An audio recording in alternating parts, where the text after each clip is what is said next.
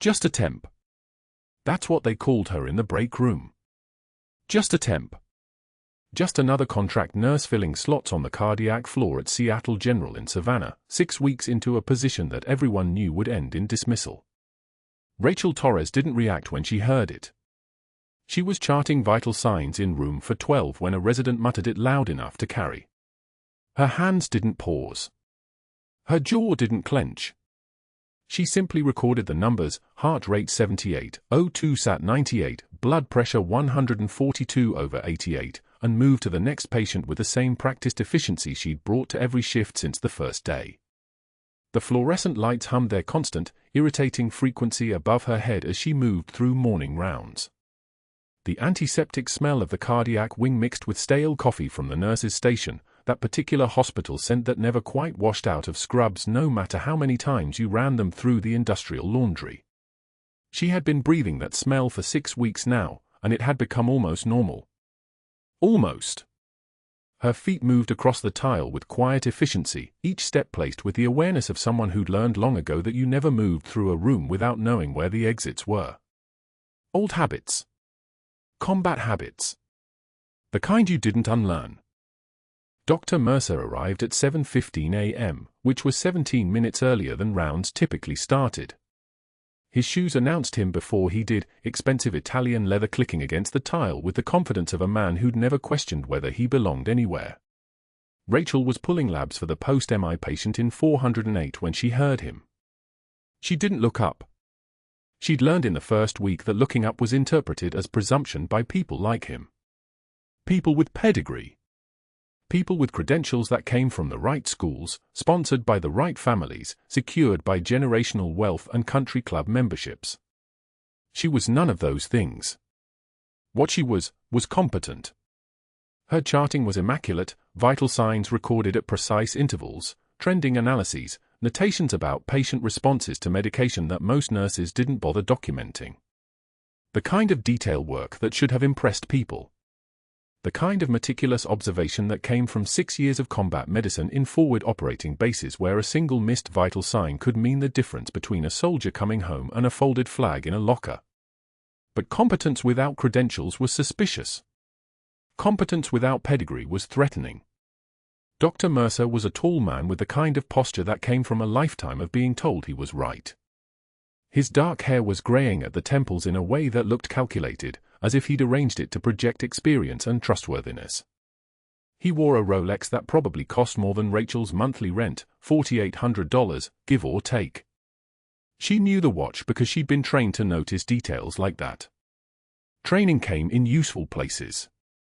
She'd observed him on day 3 of his rounds, noted the weight of his movements, the way his eyes tracked people rather than patients, the careful selection of which observations he shared with residents and which he kept private. He stopped at the nurse's station. The young resident, Patterson, she thought, or possibly Patterson's shadow, immediately straightened. The charge nurse looked up from the computer with something approaching deference. Rachel continued her work, pulling the correct bottles from the medication cart with hands that moved with muscle memory from 1,000 different crisis moments. Her fingers were steady. They were always steady when it mattered. Though sometimes, in the early morning before anyone else was awake, her hands would shake for no reason at all. The tremor would start in her fingertips and travel up her forearms, and she would press them flat against the cold stainless steel of the sink in the break room and wait for it to pass. But never in public. Never where anyone could see and misinterpret shaking as fear instead of what it actually was, the body's way of trying to release something the mind refused to let go of. This morning, Dr. Mercer's eyes found her across the station. She felt the weight of his attention the way you feel a sniper's scope. She didn't look up. She finished pulling the medications, logged them into the computer with precise keystrokes, and moved toward room for 10. But not before she heard him say something to Patterson, something quiet, something that made the resident's eyes flick toward her before quickly away. Calculation. Dr. Mercer was calculating something. She'd learned to recognize that look. She'd seen it before, on faces in the desert, on men deciding whether you were useful or disposable. The difference here was that the decisions being made in an American hospital carried different consequences than the ones made at 30,000 feet in a combat zone. Room for 12 was at the end of the hallway, past the supply closet and the patient bathroom. Commander Marcus Hayes was sleeping when she entered, his breathing even, his monitors showing a normal sinus rhythm at 72 beats per minute. He was a big man, the kind of Marine who looked like his muscles had muscles. His deployment photo was on the nightstand, him and 5 other medics in front of a clinic in Tikrit, all of them grinning with the particular exhaustion that came from saving lives under impossible conditions. Rachel had taken his place in that clinic. She'd been the one standing in that position when his tour ended and he rotated home. She'd been there when the poison started. That was the real reason she was here. Not as a temp. Not as just a nurse. The assignment briefing had come 3 weeks before she took this contract, delivered by a handler named Davies who'd met her in a coffee shop in Virginia and handed her a manila folder along with a latte. The mission parameters were simple, which meant they were complicated. Monitor Commander Hayes for signs of ongoing poisoning attempts. Identify the vector. Document the progression. Naval Intelligence suspected someone had tried to eliminate him before his rotation home. They weren't certain if the attempts had continued after he arrived at Seattle General in Savannah. So Rachel had taken a temporary contract position on the cardiac floor. She'd rented an apartment 6 blocks from the hospital. She'd set up her life in Invisible Ink, a shadow existence designed to last exactly as long as it took to identify the threat. 6 weeks in, and Hayes was stable. The biomarker patterns she'd been trained to recognize, the subtle shifts in kidney function, the trace metals that modern toxicology screens didn't always catch, hadn't appeared in his lab work. But she checked every result anyway, comparing the numbers against the baseline they'd established, looking for the patterns that would indicate someone was still trying to finish what they'd started. She took his vitals without waking him. The blood pressure cuff hissed as it inflated, the sound oddly loud in the quiet room. Systolic 131, diastolic 82. Slightly elevated, but within normal range for a recovering cardiac patient. She made a note. She made notes about everything. The tremor in her hands didn't start until she was walking back to the station, and by then she was in the hallway where no one could see it. Just the normal shaking that came from knowing someone had tried to kill a man who'd saved her life, and that killer might still be walking these corridors in a white coat. Dr. Mercer was waiting at the station when she returned. Not obviously waiting, he was reviewing a chart, speaking to Patterson in low tones about some detail of a patient's medication regimen. But his eyes tracked her movement, watched her log the vital signs, observed the way she moved through the process without hesitation or error. She felt the weight of that observation the way you feel humidity before a storm arrives. Something was shifting. Something in the way he was studying her had changed from casual dismissal to something more focused. More interested. "Ms. Torres," he said, and his voice had the particular quality of a man who rarely had to raise his volume to be heard. It was the kind of voice that made the fluorescent lights seem to hum a little louder. "Could I speak with you for a moment?" She turned. She was careful to keep her expression neutral, not eager, not resistant, just present. This was the composure they'd trained her to maintain. The ability to be invisible while being observed. The skill that let you survive in places where standing out got you killed. "Of course, Doctor," she said. Her voice was softer than his, more deferential. That was intentional. She'd learned that men like Mercer interpreted confidence in women as aggression, and aggression made them escalate. Better to be underestimated. Better to be just a temp they could dismiss. That's when people made mistakes around you. That's when they stopped watching so carefully. He gestured toward his office. A brief, almost casual movement that was absolutely a command. She followed him down the hallway, past room for 12. Hayes was still sleeping, still safe, still monitored by the woman he had no idea was Marine Corps intelligence, and into the office that smelled like expensive cologne and leather furniture. Dr. Mercer closed the door behind her. Not violently. Just deliberately.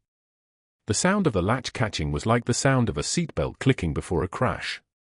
"Your charting has been exceptional," he said, moving behind his desk like he owned the physical space itself. "Detailed. Precise. Thorough." He picked up a chart, her chart, observations from the past 3 weeks.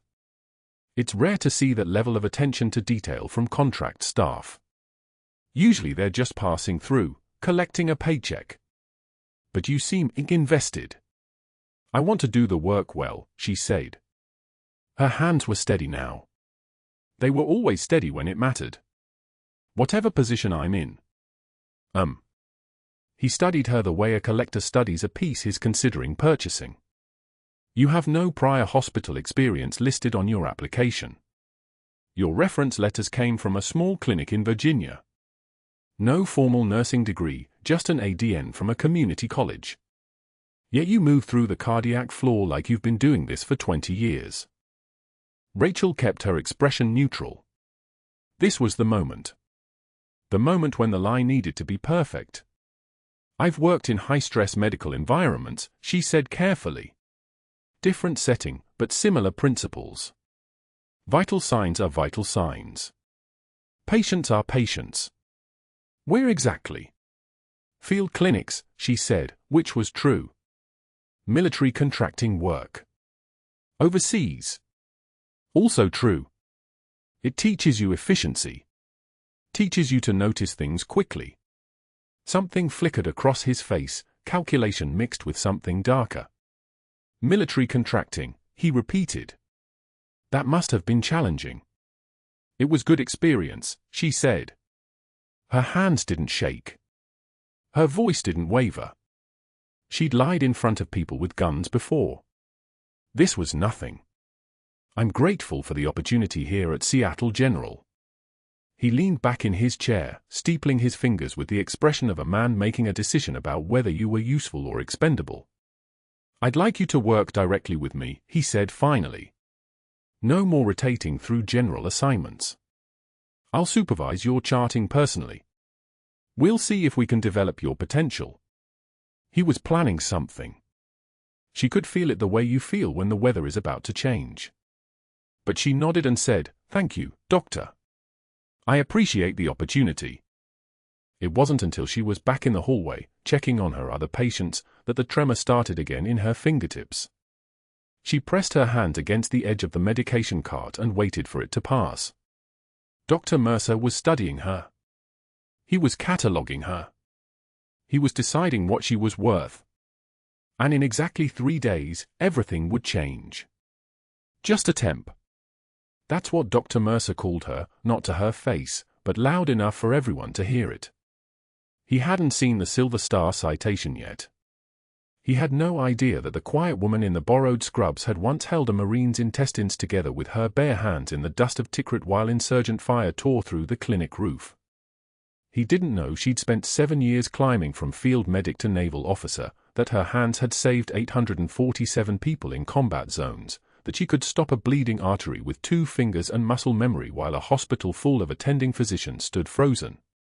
They were wrong about her. Dead wrong. And in exactly 3 days, everyone would know.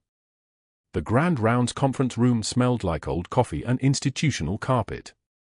30 residents crowded into the theater-style seating, clipboards balanced on their laps, the kind of casual arrogance that came with being 6 months away from a medical degree. Rachel stood near the back wall, her temporary ID badge clipped to a lanyard that made her feel like a substitute teacher. Dr. Mercer stood at the podium with her charting projected on the screen behind him, each entry magnified and displayed like evidence at a trial. This, he announced, his voice carrying the particular contempt reserved for those he believed hadn't earned their place, is what happens when we lower our standards. The residents exchanged glances.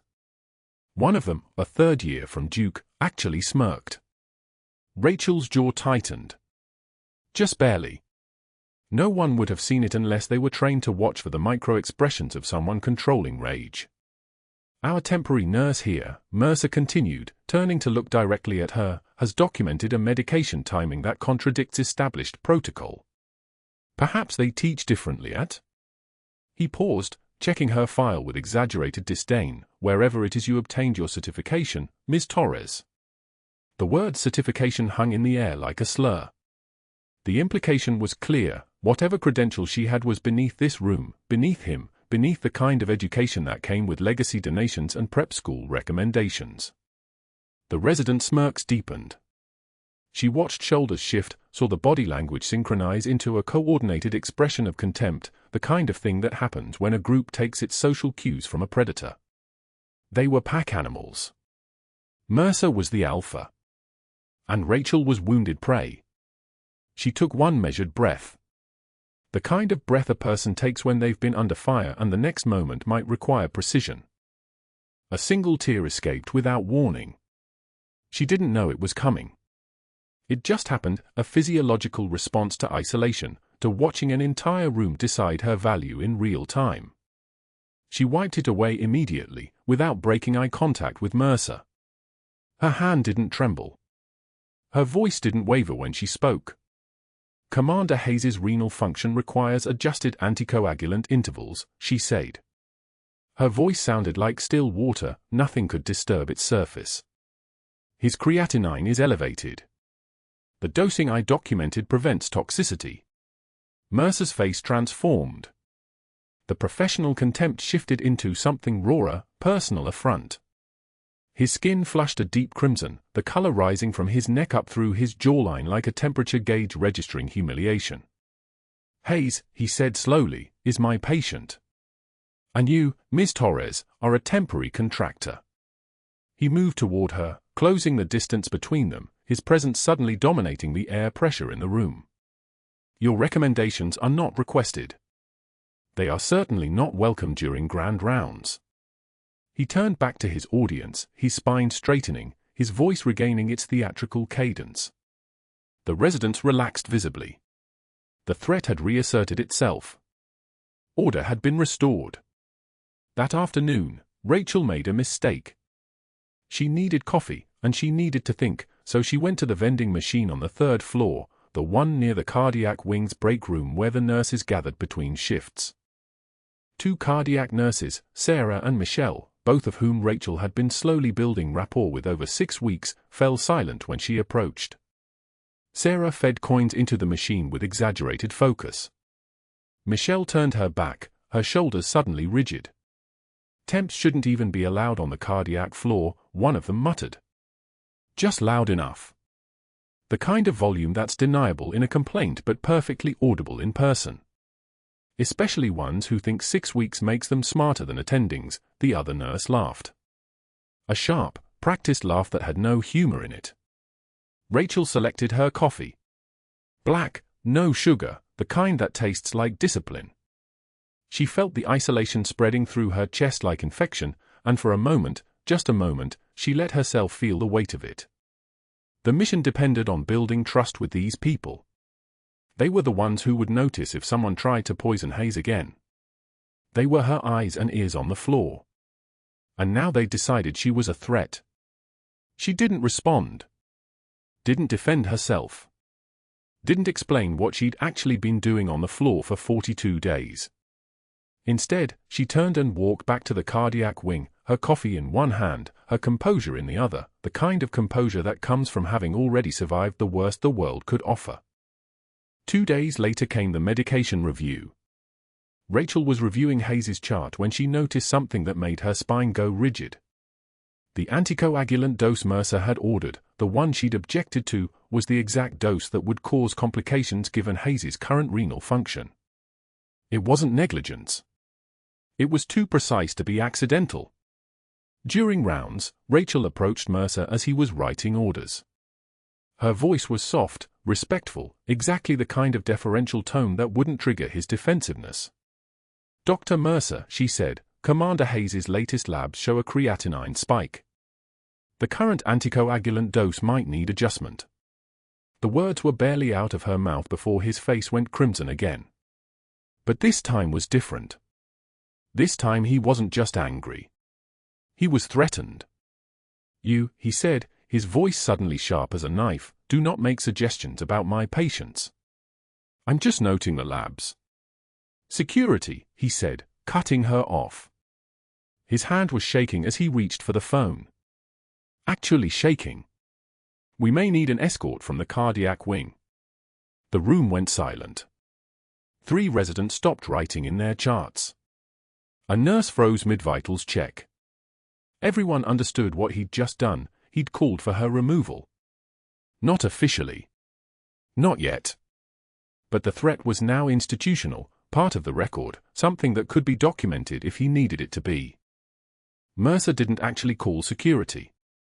But he held the phone in his hand like a gun, letting everyone in the room understand that he could. That he would. "You forget your place, temp," he said, leaning close enough that Rachel could smell the expensive cologne, the kind that came with a trust fund. "I could have you removed from this building. From this hospital. One call to nursing administration. One note in your file about insubordination and safety concerns.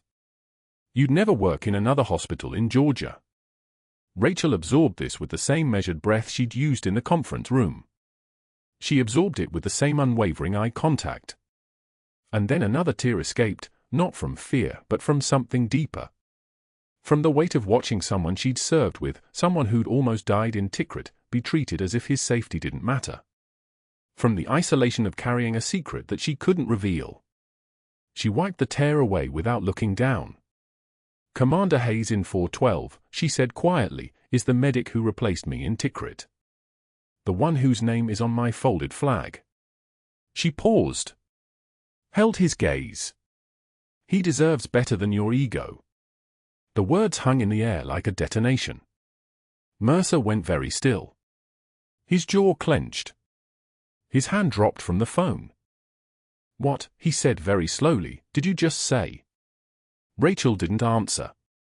She turned and walked back to the cardiac wing, her heart rate elevated but her breathing steady, the kind of steady that comes from having already made decisions you can't take back. She went directly to her locker, her hands moving with purpose. Inside, tucked behind her spare shoes, lay the folded flag. White cotton with military creases, the kind of precise folding that could only be done by someone who understood respect as a physical discipline. She didn't take it out. Didn't need to. Just touching the corner of it through the fabric of her bag was enough to center her. This wasn't about Mercer's contempt. This wasn't about surviving his threats or earning his respect or proving anything to 30 residents with clipboards and futures already assured. This was about Hayes. About making sure he stayed alive long enough to figure out why someone had tried to poison him. And in exactly 43 hours, the code alarm for room for 12 would scream through the cardiac wing at 9:51 a.m. on a Tuesday morning, and everything Mercer thought he understood about power would be wrong. But that wasn't the worst part.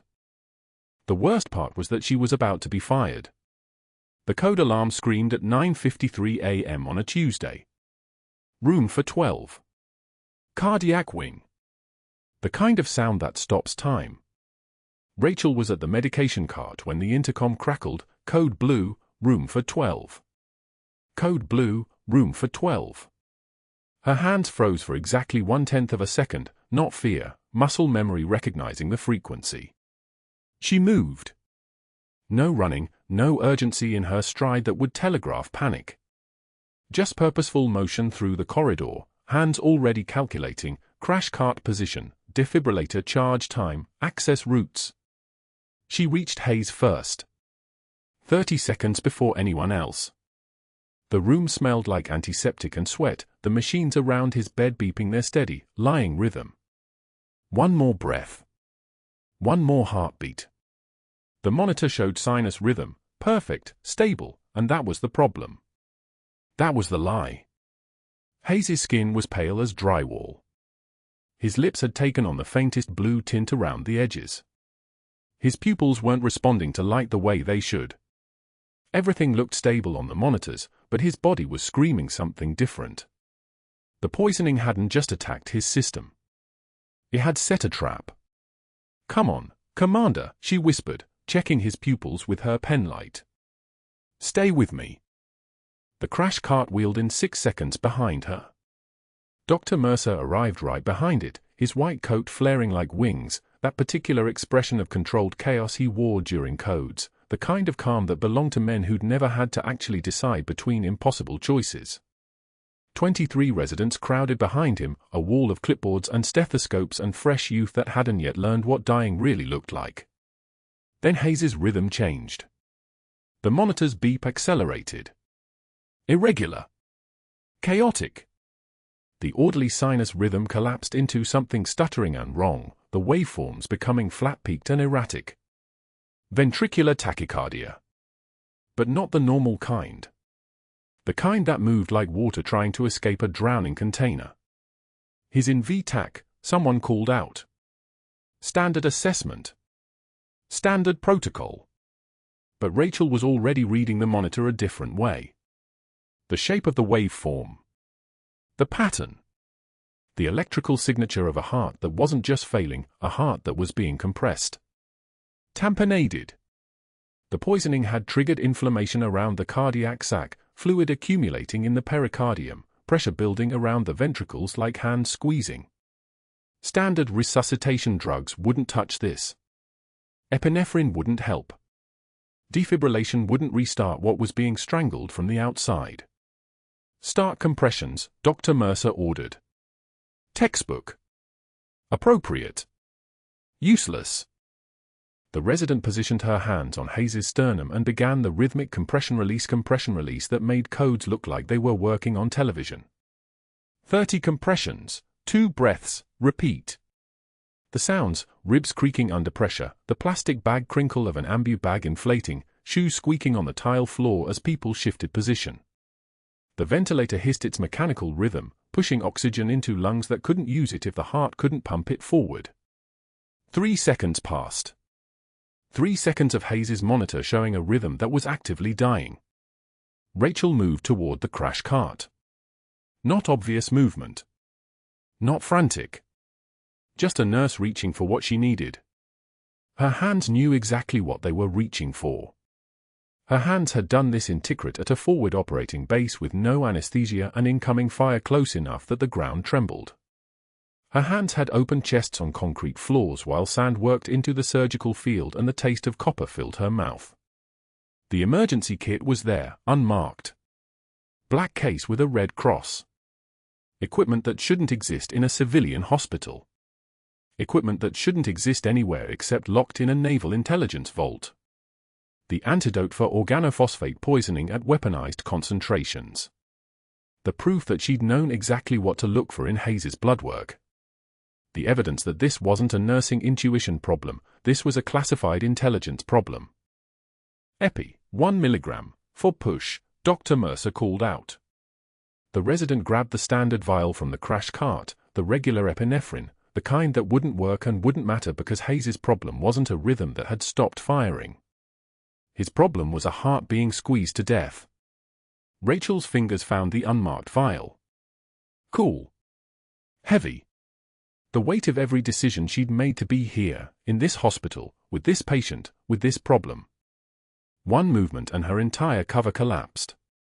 One movement and every lie she'd been building for 6 weeks disintegrated.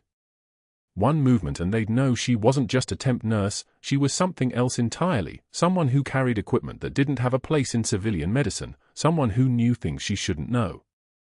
Hayes's monitor flatlined. Asystole. The ultimate silence. The heart that had carried him through 3 tours of Helmand Province, through ambushes and IEDs and sand that got into everything, through every night he'd lived when other men didn't, that heart had just stopped. The straight line on the monitor was the sound of a man becoming a ghost.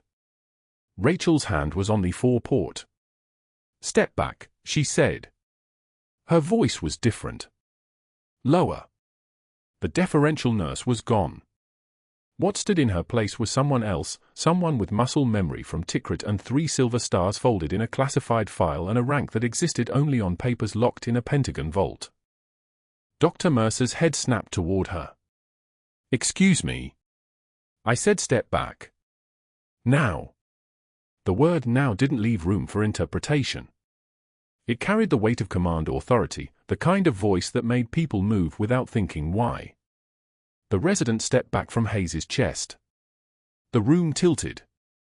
Every single person in that cardiac wing felt the air pressure change, felt something massive shift in the center of the room where a temp nurse had just started speaking like someone had flipped a switch. Rachel uncapped the vial. The antidote for military-grade organophosphate poisoning. The one thing Hayes needed that Dr. Mercer didn't even know existed. "That's not formulary," one of the residents whispered. Dr. Mercer's eyes widened. Security.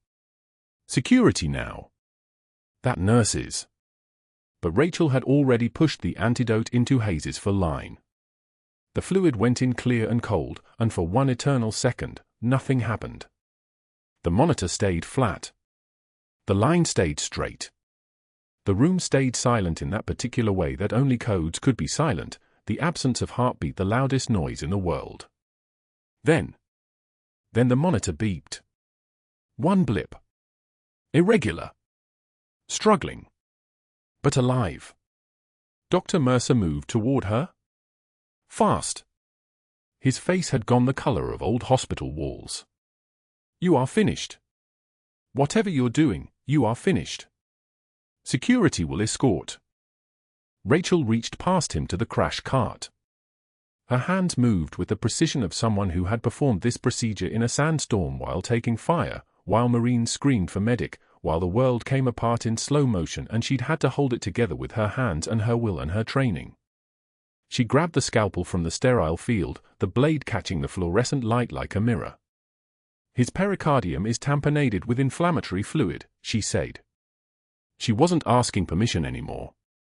She was stating fact. The antidote is slowing the poison's progression. But his heart is still being crushed. He needs immediate decompression or he dies in 90 seconds. She didn't wait for approval. She didn't wait for a doctor's order or institutional permission or protocols written by people who'd never had to make these decisions under fire. She positioned the scalpel at the 5th intercostal space, moved with the clarity that comes from having already survived the worst, and cut. The blade went through skin and muscle and fascia with a precision that made the wound look intentional, purposeful, surgical. Not violent. Just necessary. Blood welled immediately, the body's protest against being opened. But opening it was survival. Stop her. Dr. Mercer's voice cracked like breaking glass. Stop her right now. Rachel ignored him. Her left hand was in Hayes's chest cavity now, feeling for the fluid around the pericardium, the inflammation from the poisoning that had started 3 weeks ago on a base in Tikrit and had been waiting ever since for the moment it could finish what it started. The fluid was there, warm and sticky, the texture of accumulated emergency that had nowhere to go. The window to the nurse's station was packed. Every face in that cardiac wing was watching. 30 residents with their clipboards frozen mid-note. Nurses standing motionless. The kind of silence that only breaks for one reason, because someone is doing something impossible. She found the pericardium. Felt the tension in it.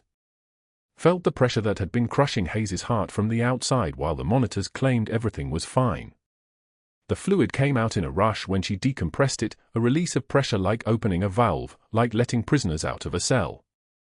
The monitor changed. The rhythm went from that terrible gasping for air pattern to something organized. Regular. Strong. A heartbeat that wasn't fighting anymore, a heart that could actually pump, a Marine who was going to live because someone had made a choice and broken every rule in the hospital to do it. Dr. Mercer's face had drained entirely of color.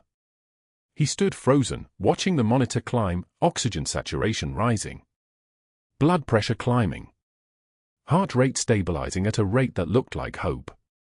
Rachel looked down at her hands, covered in blood up to the wrists, holding a life that the protocol said was impossible to save. And that was when the phone in her pocket buzzed once with a message that would change everything, a simple text from a number that didn't exist. 5 words. Hold position. We're coming. But that wasn't the worst part. The worst part was that the entire hospital had just watched her break her cover, and there was no way to put that back together anymore. Hayes's chest opened like something breaking underwater, and the room didn't move. Rachel's hands had done this before in places where the sky burned orange and medevac helicopters carved patterns through sand dust, but never with 30 residents watching through surgical glass, never with Dr. Mercer's face draining color against the far wall. The folded flag from her locker felt like it was watching from somewhere inside her ribs. She didn't think about that. She thought about pericardial pressure, about the toxic fluid choking Hayes's heart like a fist, about the fact that Mercer had missed it entirely because he'd been too busy being right to actually look. 14-gauge needle. In. The golden fluid rushed out like water from a broken dam, and the monitor, that beautiful, honest monitor, went from a flat whisper of nothing into something resembling a rhythm. Once. Twice. A third time. Hayes's eyes opened and his body remembered how to breathe without a machine telling it to, and the silence that followed was so complete you could hear the ventilator in the next room, could hear the fluorescent lights buzzing like something dying slowly above their heads, could hear Mercer's shallow breathing from where he stood motionless near the door. Rachel's hands were still inside Hayes's chest when the beeping became regular. When his color shifted from gray to something closer to human. When the code team finally moved like they remembered what they were supposed to do and took over the post-resuscitation protocol, their movements precise now, competent, no longer frozen. She withdrew slowly, and someone, one of the residents, a woman with kind eyes, handed her a clean towel without speaking. Rachel cleaned her hands with the precision of someone who'd done this in field hospitals and battalion aid stations and on the hood of a Humvee with nothing but bottled water and prayer. "Everyone out," Mercer whispered from near the door. Not a command. A prayer. Or a threat. The voice of someone whose entire worldview had just cracked down the middle. "Out. This code is over." The residents filtered out like ghosts. Rachel finished with the towel. Hayes's vitals were climbing on the monitor, O2 93% and stabilizing, heart rate dropping from the dangerous spike toward something almost normal, blood pressure creeping back toward the numbers that meant alive, meant safe, meant the man who'd replaced her in Tikrit was going to make it through this shift at least. She'd done what she came to do. She'd found the poisoner in his protocols, in his misdiagnosis, in the casual cruelty of his dismissal.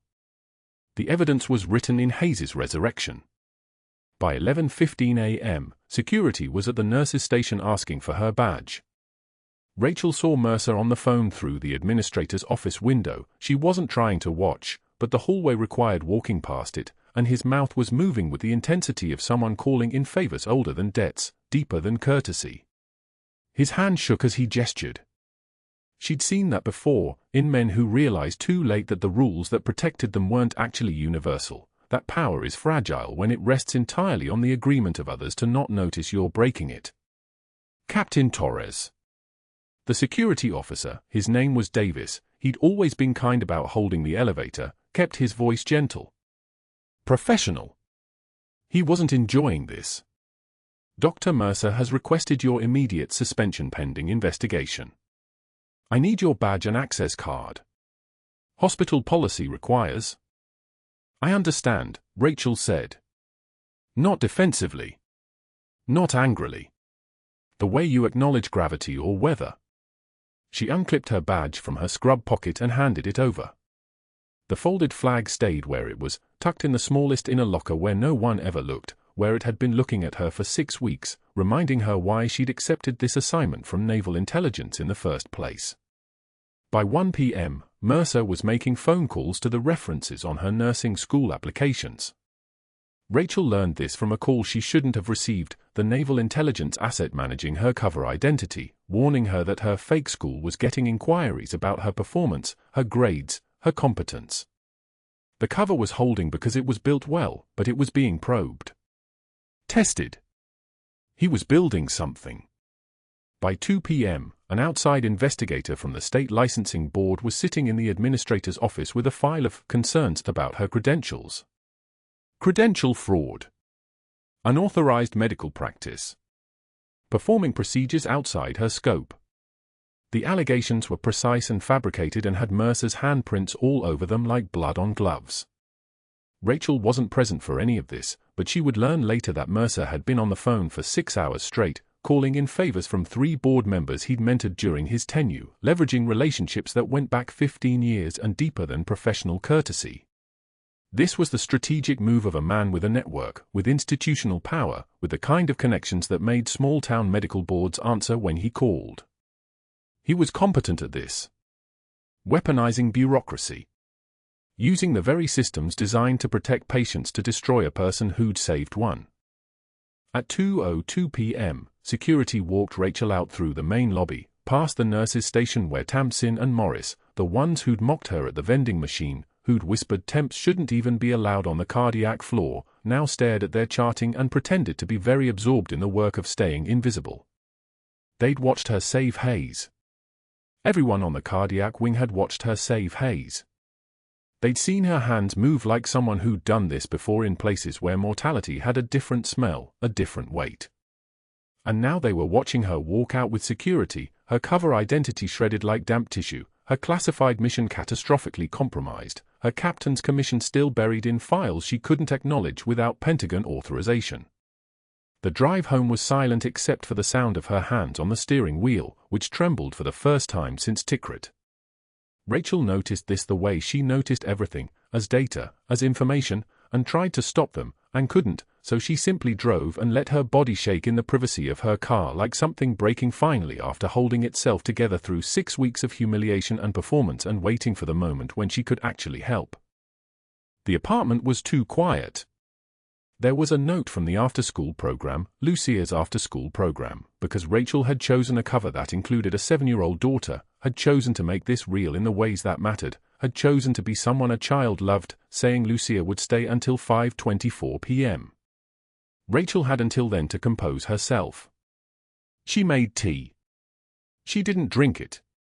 She sat at the kitchen table and stared at her hands and tried to find the word she'd need, which was when Lucia's key turned in the lock at 5:27 p.m. "Mommy." Lucia's voice was bright with the joy of seeing her, and then immediately less bright as she registered her mother's face. 7 years old and already reading expressions like someone trained to assess damage. "Why are you home? Did the hospital close?" Rachel tried to smile. Her face didn't cooperate.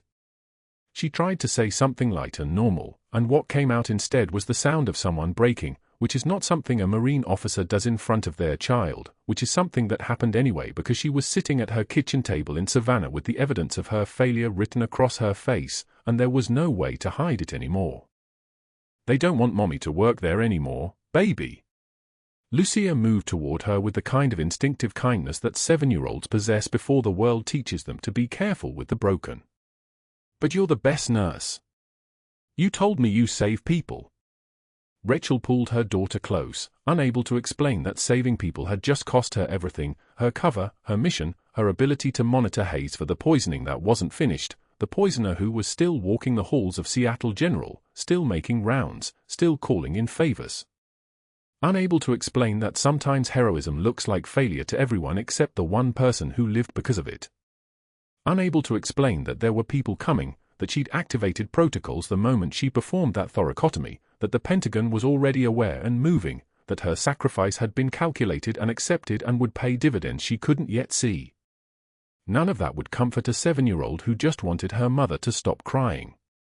So Rachel held her daughter and said nothing, and listened to the rain start outside, and felt the cold weight of what she'd done finally settling into her bones, not the thoracotomy, which was right, which was necessary, which was the entire reason she'd accepted this assignment. The part of her that was giving up was settling. The part of her that was trained to stay hidden forever was grieving its own exposure. And the part of her that was a captain, that had made peace with classified service and the people who would never know her name, that part was already waiting for the phone to ring. 3 days. That's how long it took for a routine HR background check to detonate Rachel's entire world again. The hospital administrator sat at his desk Tuesday morning, processing termination paperwork for a temp nurse who'd violated 17 protocols in a single shift. Standard forms. Standard procedures. He flagged the security clearance box almost by accident, a tiny notation that shouldn't have been there, tucked into the previous employment section like a digital landmine. The administrator stared at it. Picked up the phone. Called the state licensing board. The state called the Department of Defense. The Department of Defense called Naval Intelligence. By 11 a.m., his office door was opening to people he'd never seen before, wearing badges that meant the hospital had just become federal property for the next 4 hours. The room filled with precision. 2 Pentagon officials in dress uniforms. An FBI agent with a laptop bag slung over her shoulder. A Marine colonel Rachel had blown smoke within a Tikrit Phi base 9 years ago, the kind of man who wore scars the way most people wore cologne. No explanations. No small talk. Just quiet authority settling like winter frost across the administrator's mahogany desk. Commander Hayes wheeled himself in at 11:56 a.m., still recovering, his voice hoarse from 3 days of intubation but his eyes sharp as knife points. He looked at Rachel, really looked at her, for the first time without the fog of poison and crisis between them. Recognition flooded his face. His lips moved. One word. Barely audible. Captain Blade. The room stopped. Rachel didn't move. Didn't acknowledge it. Just stood with the same composure she'd maintained through every insult, every threat, every moment of deliberate public humiliation. Her silence was louder than a confession. The Marine colonel stepped forward. His uniform bore the insignia of a commanding officer, someone who'd seen Rachel Torres do things that shouldn't be possible. He opened a folder. His voice was measured, formal, the kind of voice that reads citations in ceremonies that nobody forgets. Silver Star. Captain Rachel Torres, 3rd Battalion, 5th Marines. For extraordinary heroism in action against enemy forces in Anbar Province, November 2015. While operating as a combat medic under intense enemy fire, Captain Torres administered emergency surgical intervention under field conditions, stabilizing 3 casualties with life-threatening injuries and coordinating medical evacuation for her entire unit despite ongoing hostile fire. Her actions directly resulted in the survival of personnel who would have died without immediate intervention. He paused. Let the words settle. She did this with a trauma shears, field gauze, and muscle memory. Dr. Mercer's face drained of color. Not red. Not angry. Colorless. The kind of white that comes when someone realizes they've been trying to destroy a legend. The 2-star general entered at 12:03 p.m. Not walked in. Entered. The distinction matters. He wore dress blues that fit him like authority itself, and when he moved to the desk, even the Pentagon officials straightened slightly. He saluted Rachel. A full salute. The kind reserved for active duty combat personnel. Then he picked up 2 medals someone had already placed on the administrator's desk. Turned them over with the respect they deserved. Combat Medic Badge. Navy Cross. His voice carried the weight of someone who'd read the names of the dead. Captain Torres earned this Navy Cross saving the life of a classified asset in a hostile environment. The details remain sealed. What matters is this: that person is alive because of her actions. And she was willing to let her career end to keep that person safe. Rachel's jaw tightened. Just barely. The only tell that this moment cost her anything. The 2 Pentagon officials didn't introduce themselves, didn't need to. They simply opened a briefing document that confirmed what the room already knew. Captain Rachel Torres had been operating under deep cover on a classified Naval Intelligence investigation into a weaponized supply chain targeting military personnel. Her assignment: monitor Commander Hayes for signs of ongoing contamination.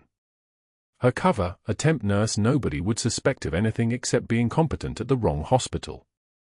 Her credentials, one of the officials said, looking directly at Dr. Mercer, are real. Every single one. Captain Torres completed her RN degree while serving. Her medical certifications are current. Her license is clean. She was qualified for every role she held here. Then the FBI agent opened her laptop. 2 agents in dark suits were already moving toward the door, had been waiting, Rachel realized, in the hallway the entire time. Dr. Mercer, we need to discuss your access to the state nursing credential database. The agent's voice was conversational. Almost friendly. Which made it worse. 3 days ago, someone using your administrative credentials attempted to access Rachel Torres's licensing records. When they found her credentials were legitimate, they attempted to create falsified disciplinary documentation to support her termination. Mercer's mouth opened. Closed. Opened again. I was verifying information. Hospital policy requires. The state database is federally secured, the second agent interrupted.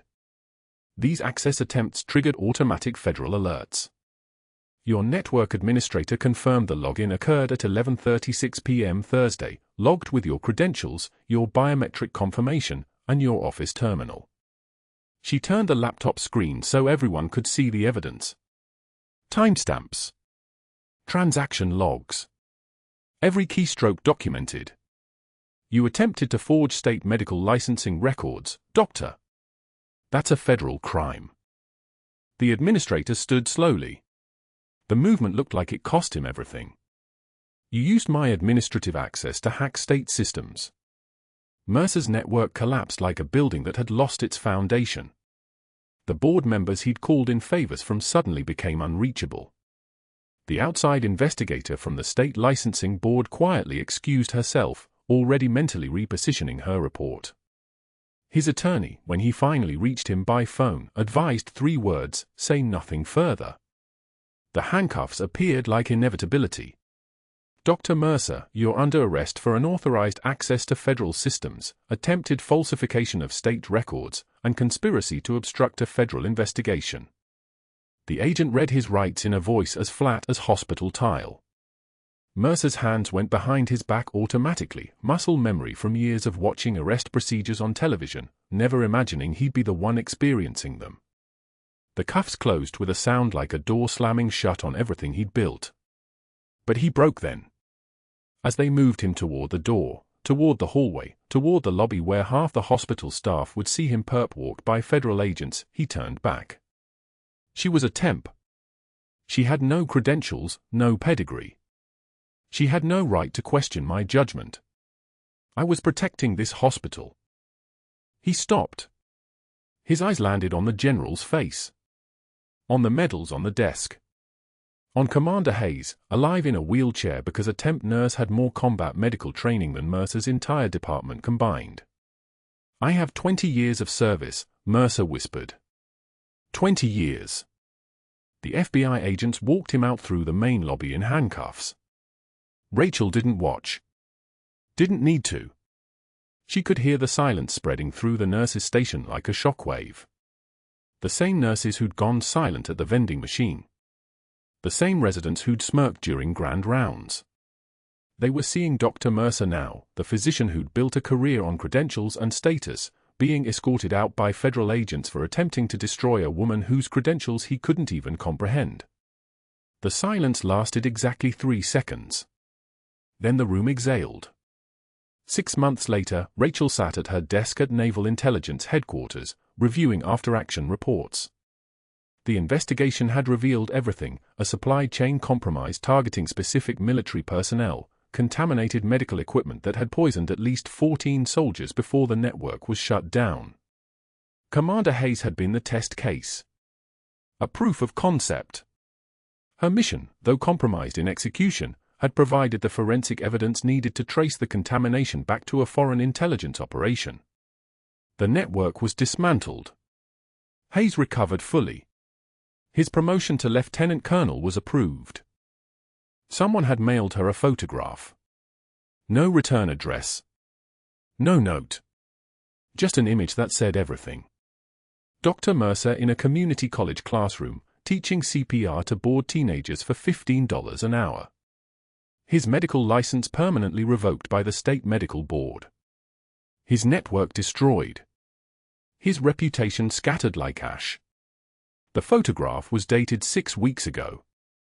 Rachel didn't know who'd sent it. Didn't need to know. She placed it in her desk drawer. Next to it, another photograph, newer, taken just last week. Commander Hayes, Lieutenant Colonel Hayes now, pinning on his new rank at a ceremony. Alive. Because she'd refused to let ego win. The folded flag from Chen's service sat mounted on her wall now, no longer hidden in a locker. Her daughter Lucia would ask about it someday. Rachel would tell her the truth. Not the classified version. The real version, that sometimes the most important battles are won by people no one sees coming, and that power isn't a title you inherit. It's the ability to help someone when nobody's watching. Her phone buzzed. A message from one of the nurses from Seattle General, the one who'd gone silent at the vending machine. We were wrong about you. I'm sorry we didn't see it. Rachel typed, deleted, tried again. Finally settled on, you saw a temp nurse. That's what I needed you to see. No apology necessary. She added one final line before sending. Power is not a title. Power is the ability to help. That evening, she took Lucia to the park, pushing her on the swings as the sun set over the Potomac. No cover identity. No hidden mission. Just a Marine captain and her daughter, and the quiet knowledge that the bravest thing she'd ever done was survive being underestimated. If you've ever been judged by someone who didn't know your full story, I want to hear it in the comments. And if you believe that true strength is measured not by titles but by actions, subscribe and hit that notification bell. Because the next video will show you another hero you weren't expecting to find.